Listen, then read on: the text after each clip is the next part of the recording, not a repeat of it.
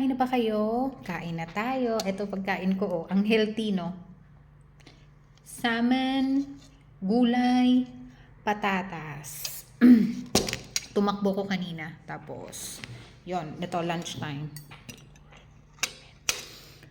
Nagkataon lang na late na, tapos hindi ako nakapagsaing ng kanin, kaya patatas ang partner ng ulam ko ngayon. Thank you, Lord.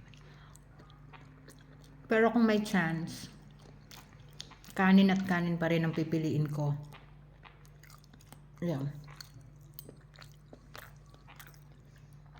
Kumain na ba kayo? Kumain na kayo.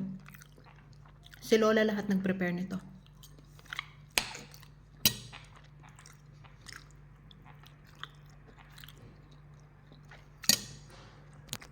Ang gloomy ng panahon dito.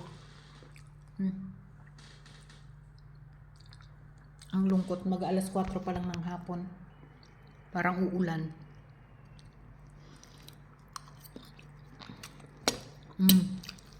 Cherry tomato.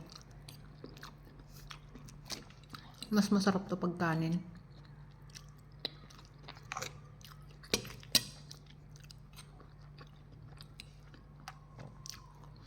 Ayun lang.